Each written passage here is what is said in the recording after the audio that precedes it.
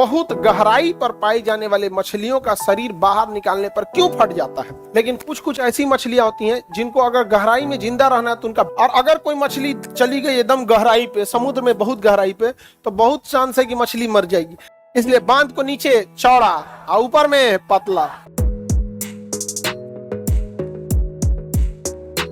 अब देखते हैं द्रव का दाब। देखो द्रव का दाब जो होता है ना, जैसे ऐसे लिक्विड भर देते हैं, तो आपको भी पता है कि द्रव का जो दाब होता है वो अपने अवयवों के कारण, ये द्रव पूरा दबाव लगा रहा है। अब बताओ, यहाँ ए है, पॉइंट बी है, पॉइंट सी है, पॉइंट डी है। अब यहाँ समझना, जो पॉइंट ए पर होगा उसको पूरा ये पानी दबा देगा, और जो पॉइंट सी पे होगा उसे कम दबाएगा, और जो पॉइंट डी पे होगा उसे और कम दबाएगा। इस ऊंचाई जितना नीचे, जितना गहराई पे जाइएगा उतने दबाव ज्यादा लगेगा, गहराई पे जाएंगे तो दबाव ज्यादा लगेगा। यही कारण है कि पनडुब्बी या मछलियां, किसी को कोई दिक्कत है, नहीं प्रॉब्लम, चलिए देखते हैं। तो मछलियां यहीं रहती हैं, और अगर कोई मछली चली गई एकदम गहराई पे, समुद्र में बहुत गहराई पे, तो बहुत चांस है कि मछली मर जाएगी। लेकिन कुछ कुछ ऐसी मछलियां होती हैं जिनको अगर गहराई में जिंदा रहना है तो उनका बीपी बहुत ज्यादा रहता है, क्योंकि फिर उस प्रेशर को काउंटर करने के लिए शरीर के अंदर प्रेशर रहना चाहिए। तो बहुत गहराई पर, यूपीएससी में क्वेश्चन पूछा था, बहुत गहराई पर पाई जाने वाले मछलियों का शरीर बाहर निकालने पर क्यों फट जाता है।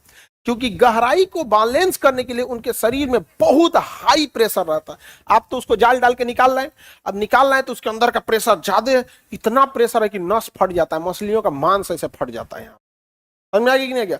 और मानो तो दुनिया में किसी को छोड़ने वाला नहीं है, सबको खा के खत्म कर दिया। चाइना वालों को देखेंगे और खतरनाक है सब वहां पे। अच्छा, चाइना की सबसे बड़ी खराबी जो खाने में है ना, वो आधा पका मांस खाते हैं।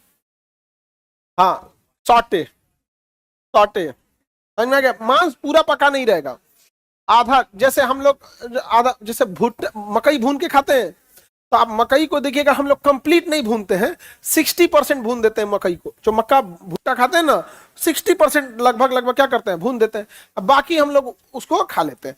लेकिन चिकन, मटन, सब्जी, ये सब तो कंप्लीट बना के खाते हैं हम लोग यहाँ पे, वो सब वैसे खा जाते हैं। उसके अलावा हमारे यहाँ फ्रेश का मतलब क्या होता है कि अगर कोई मान के चलिए मछली खरीदने गया, अंडा खरीदने गया, या फिर मांस खरीदने गया, तो कहता है फ्रेश है कि नहीं।